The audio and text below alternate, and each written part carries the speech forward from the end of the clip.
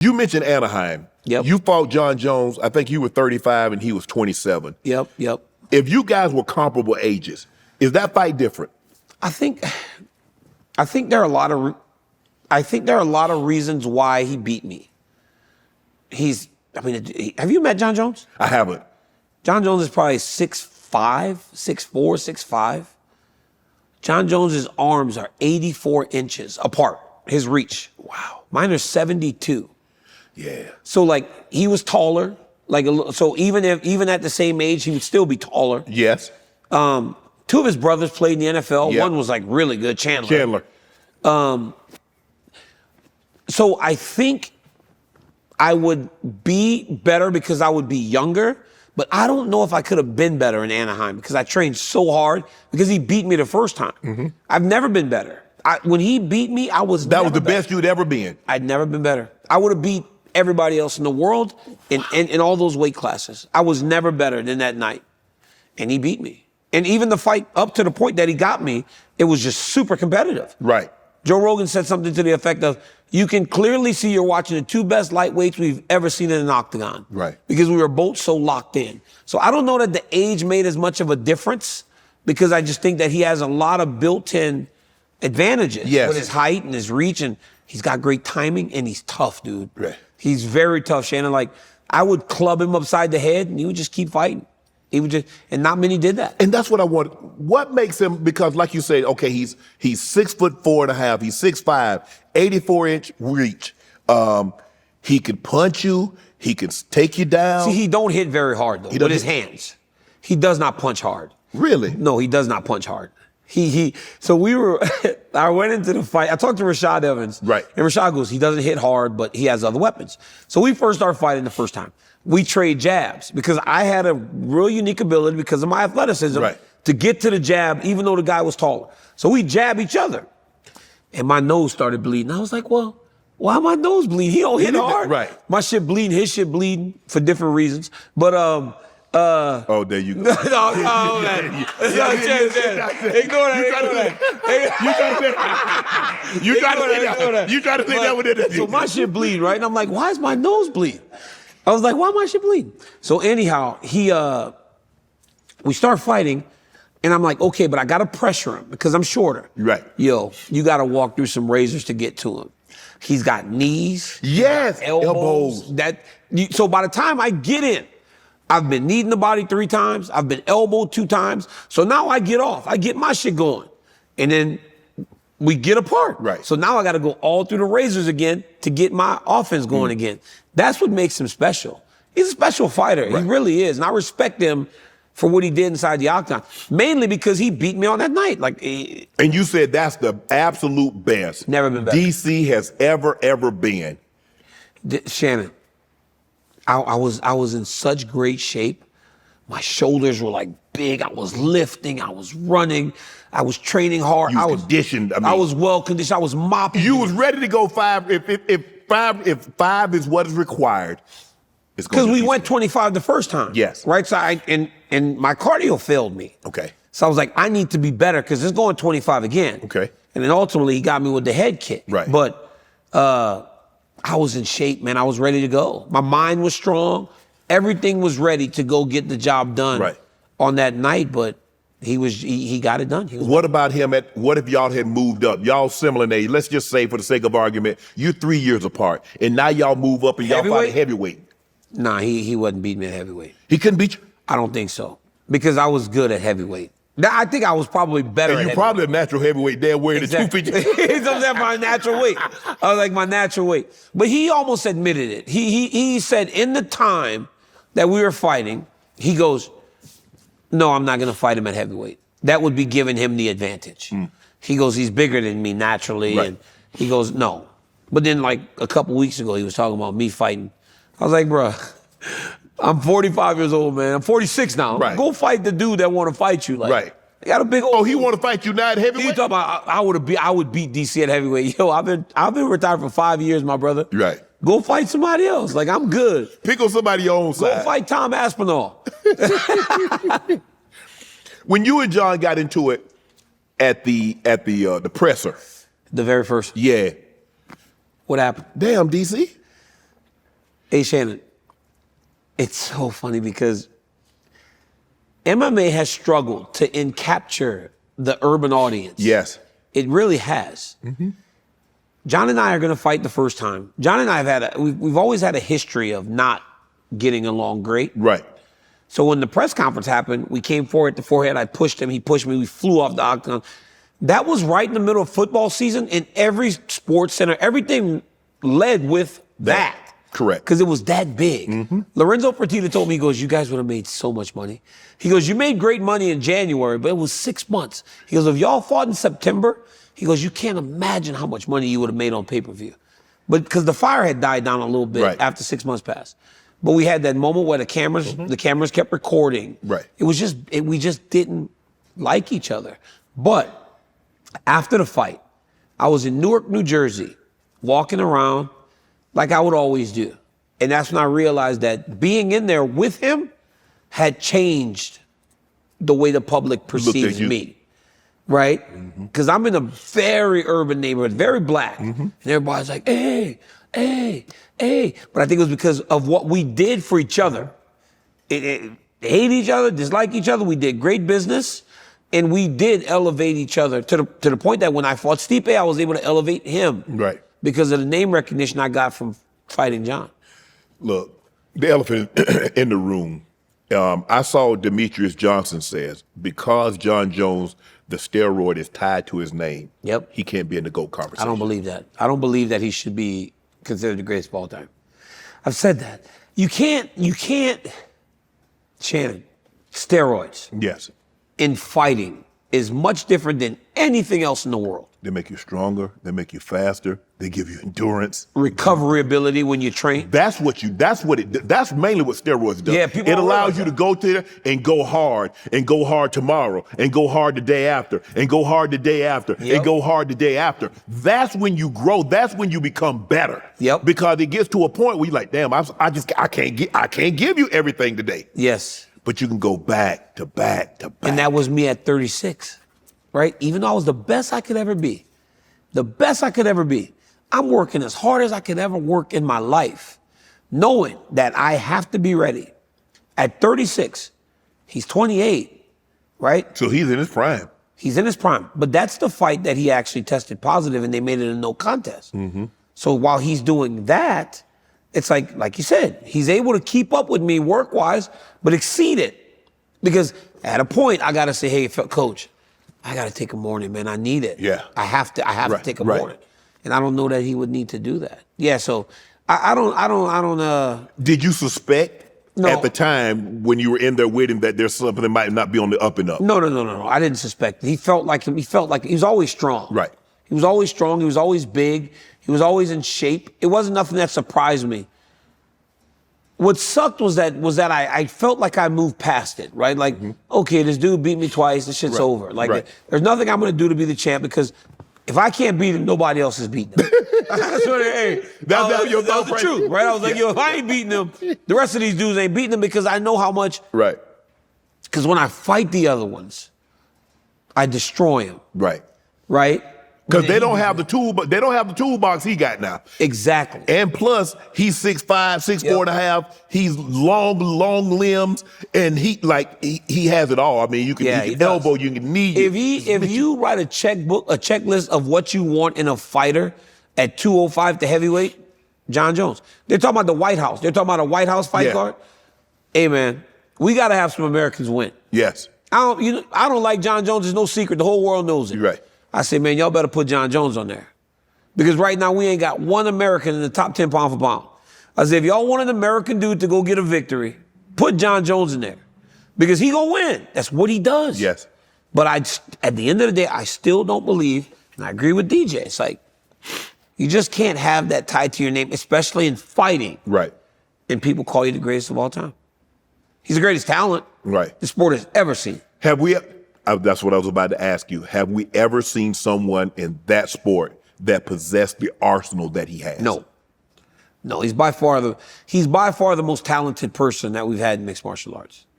In terms of his length, his skills, his mind, he's the most talented guy we've ever had.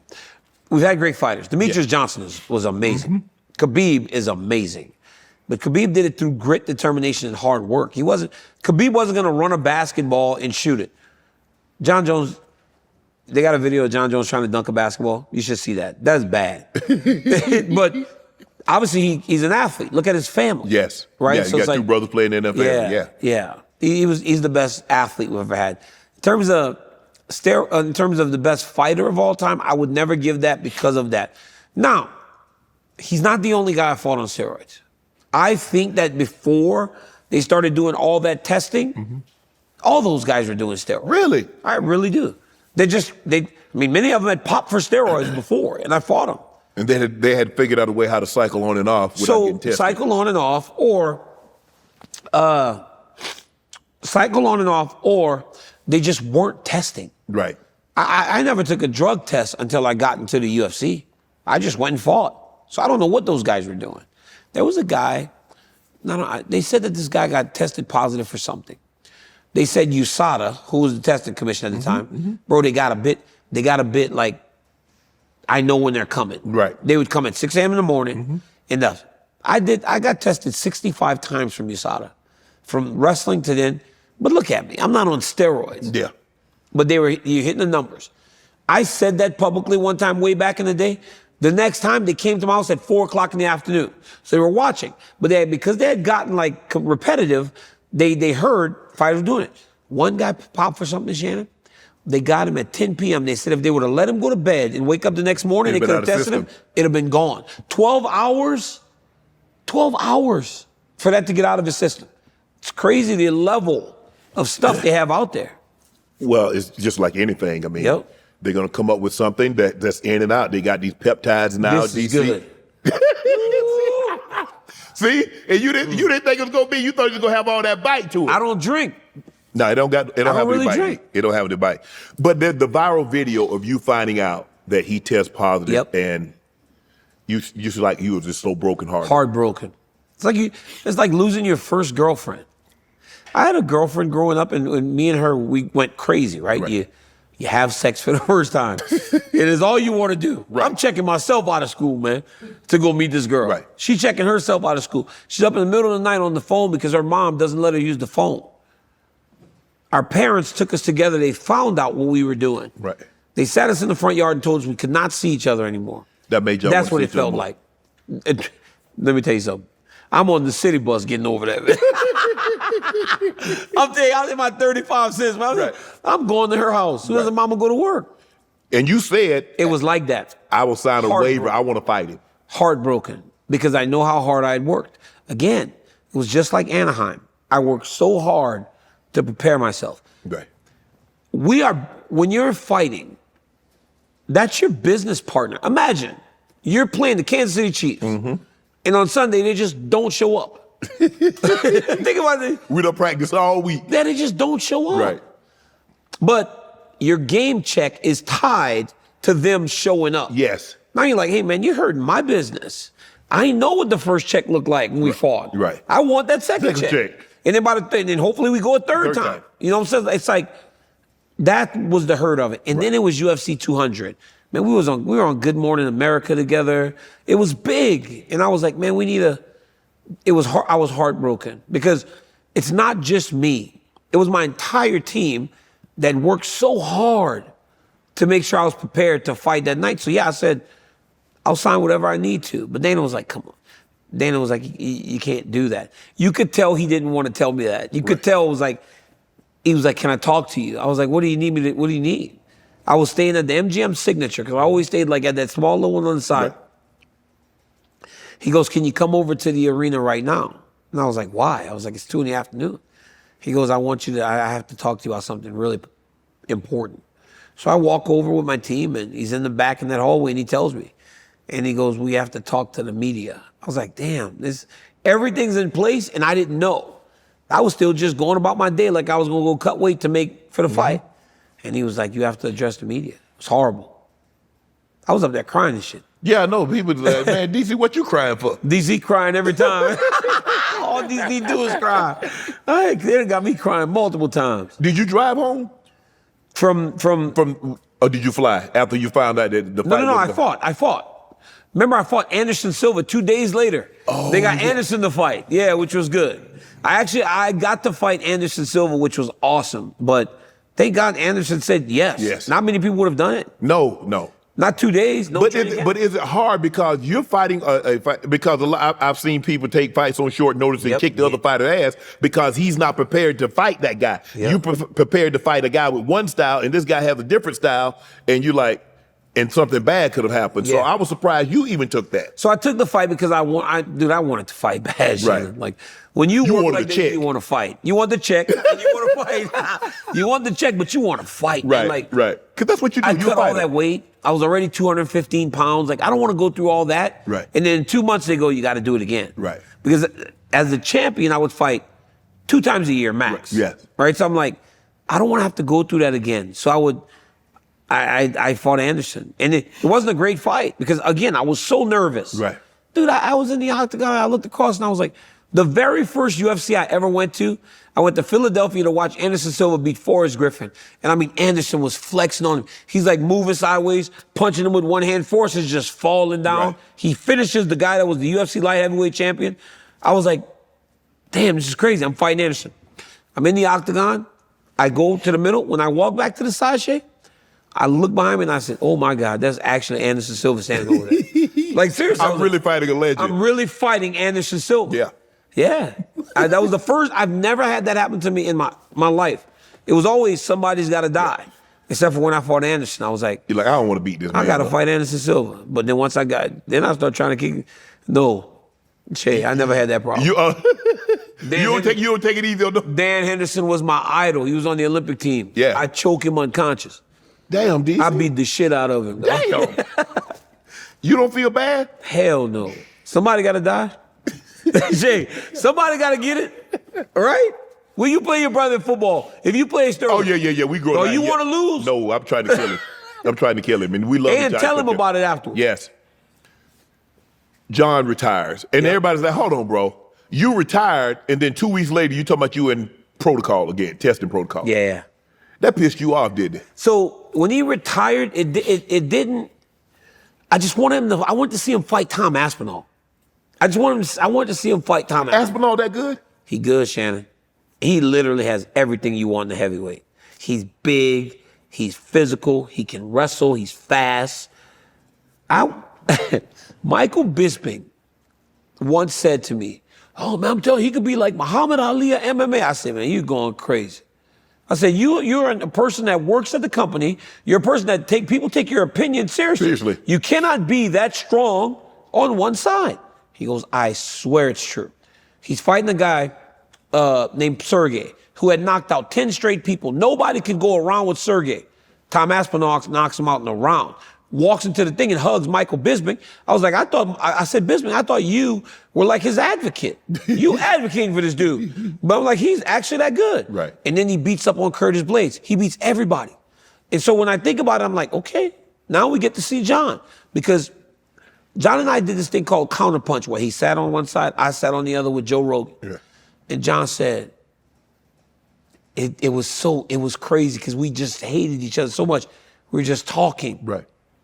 John said to me, he said, at the end of the day, I'm better than you because I'm younger. He goes, you can't beat me in a basketball game. I go, well, that's debatable. He goes, you can't outswim me. You can't outrun me. He said, because every day you wake up, you're a day older, and you look in the mirror and you see a 36-year-old man, and I look in, I'm in my absolute prime. I'm 28. He said, you can't be better than me because the laws of life don't allow for a 36-year-old man to be better than a 28-year-old man when we're doing the same thing. Tom Aspinall is 30 now. Jon Jones is 38. I want to see it. I want to see it on the opposite side. Because he said, and he said, well, he should be favored because he's much younger. And I've heard you and other fighters say, well, you were whole time. The older guy gave you an opportunity. He dropped the ladder. So return the favor and give this guy. You don't think there's any chance that John can beat him? I do. That's the problem. I said, gun to my head, if I had to choose, I would probably say Jon Jones would win. Wow. It's all I've seen him do. I've seen him fight. He's right. everyone. This is always the next best guy. This guy's going to beat me. This guy's going to beat Jon Jones. And what does Jon do? He vanquishes him. He beats him. They said it about Gustafson. They said it about Gustafson. Said it about me. Said it about Rashad. Said it about Gone. Rampage. Said it about Cyril Gane. I mean, he dirtied Cyril Gane up. I mean, the man been away for 100 years and walked through Cyril Gane like he was like Cyril Gane was me. That was embarrassing, DC. DC, that was embarrassing. DC, that was embarrassing. I be trying to stay off of Cyril, man, because I like Cyril. Yo, when Cyril's on the ground and he looked at him like, I was like, he looked like he saw a ghost. He was so in awe of Jon that he couldn't even compete with him. I was like, bro, he about to fight for the world title again. Imagine if Cyril Gane win and Jon go, okay, I'm back. Yeah. Boy, that would piss somebody off. That would piss people off. Because if Cyril beats Tom, Cyril is that good. He is. He's that good. He could beat Tom Aspinall. No, but Dana ain't gonna let that happen. What if Jon's like, yo, yeah, all right. You know, Dana won't let that happen. Dana will not let Jon come back and fight Cyril Gane for the heavyweight title. He's like, no, you gotta fight. That You would gotta fight be the Aspinall. ultimate move of all time. I would laugh at that shit. I would be happy. Like, Jon, dude, you're cold for that one. Yeah. Okay, you say you can't put Jon as your GOAT. Give me your Mount Rushmore fighters. Demetrius Johnson. Okay. George St. Pierre. Okay. Khabib. Mm-hmm. Khabib was undefeated. Nobody beat him. Fourth, God, that's where it gets tough. That's where it gets tough. Because you feel like you want to put, like, when we talk about just accomplishments, no one's more accomplished than Amanda Nunes. Right. Can I really put her on the Mount Rushmore of fighting? But George, Demetrius, Khabib, God, there's some good guys. Chuck Liddell was good, man. Chuck Liddell's kind of responsible for us being here. Randy Couture won 2 titles in his bracket. Mm-hmm. I think that 4th place would belong to one of those guys. Wow. I think somebody like that, because I would never put myself up there. Right. Right. But I'm like right in that 4 to 7 range. Yeah. I thought you might put Anderson. Anderson had the steroids. Yeah. Right. Like, so I can't put Anderson. Like, I would like to put Anderson. If I'm saying all those guys included, then obviously Jon and Anderson are on that Mount Rushmore. Right. But I don't do that. I refuse it. It's not in fighting. Barry Bonds was a Hall of Famer before he even went to San Francisco. Correct. Right? Yeah. Plus he's hitting with a baseball bat. He's not punching someone in the face. What does it feel like to knock someone out? What does it feel like to get knocked out? Because and I know exactly what you're saying, because I've been knocked out and I can't remember anything. I don't remember driving to the stadium. I don't remember what I had to eat. I don't remember anything. I just remember looking up at the scoreboard and asking my teammate Rod Smith. I was like, we call him Foots. I said, Foots, how we get the lead? Because I don't want to laugh. No, but I'm like, how do we? Because I just remember like we were losing before this happened, and now it's the 4th quarter, and I'm like, what happens if we win this game? Oh, he said, boom, we go to the Super Bowl. I was like, yeah, we go to the Super Bowl. But it's a funny feeling to get knocked out because you really don't remember anything. Hey, my coach told me, that's just bad. I'm laughing because my coach told me, was that the last time you asked him? You probably asked him again. No, I was like, no, you probably asked him again. I started jumping up and down on the sideline. Like, yeah, we go to, because we over at 14 with like 3 minutes to go and we got the ball. Hey, bro, this dude, so I get knocked out, right? That was Jon when he kicked you? When Jon kicked me and he hit me with the follow-up shots, right? Only time I knocked out. I'm crying, right? Yeah. I go to my corner, I ask my coach, I said, what happened? He tells me. I break down crying, right? Yeah. Rogan interviews me. As we're walking out the octagon, I look to him and I go, hey, what happened? He tells me. I break down crying. He told me I did that 7 times. He had to keep explaining it to me. And then every time he explained it, I would have the exact same reaction. Like it was the first time I had heard that shit, man. That's bad. Yo, Shannon, that's bad. Wow. He said he told me 7 times. And then I'm in the ambulance because they're trying to get me in the ambulance. I'm refusing. Right. Finally, I get in the ambulance and I wake up. And I was present like nothing had happened. I was like, I lost. They're like, yeah. Yeah. You lost. I was like, God damn it. I swear to God, I woke up in the Army ambulance like, and realized like, I lost. Did you not? Because obviously, so how did he set the head kick up? It was beautiful. It was beautiful, man. It was beautiful. He kept body kicking me. Yeah. That's what he did in the first fight too. Yeah. And I kept checking. I kept blocking. But then in the second round, I was fighting good. First round, real good. Second round, real good. So now I'm feeling good because I feel great. My cardio's great. Yeah. Third round, but the whole time he's just kicking me in the body. Third time he tries to kick me in the head, and the third round was one of the first attempts, and I was like, nah. Yeah. Nah. But then he actually gave me one that looked like it was going to the body. And so I did this, and you're supposed to lean. Yeah. Right? You're supposed to kind of lean to kind of take some of the impact off. Well, when I leaned, he was not going low. He was going high. Caught you. Boom, right on the side of the head. So then I started doing the chicken dance, right? Like, you know, when your legs And this is why I can't stand this dude. Because somebody else that's not as good would have let me off the hook. Right. Because I was still there. And again, that's me. Football, neck, big neck, you know, short neck. Yeah. Most people just fall down from a head kick like that. I was still there. So I'm like doing this thing, running away from him. Yo, he kicks my leg to spin me. Yes, I remember. So he kicks my your leg out from. Yeah, and so I spin. Yeah. It's like that shit you put the kids where they go circle, they get drunk. Then you don't know where you're at. Right. When I did that, I fell. And that was it. I could not, my body was gone. Right. But like if I was on my feet, I might have been able to grab him. I might have been able to hold him. I might have shot. I would have done something. But because he's such a great finisher, he kicks my leg out from under me. So then I spin. And when I spin, I'm like seeing all these lights, and all of a sudden your body starts falling. It was like a kid trying to hit a piñata. It was crazy, man. Then I fall on my stomach. Of all times in my world to fall on my stomach, like fall on your back to where you could see him coming, maybe get my feet up to try to block him. Right. But instead I fell on my stomach, and then he jumped on me and started finishing. And I know this from watching it. Right. So you watch when you lost that fight, you watched it over. Not for a long time. I didn't watch the fight. But it's on highlights and stuff. Yeah. The UFC don't shield us from the. If you lost, you're gonna see yourself getting beat at some point. Right.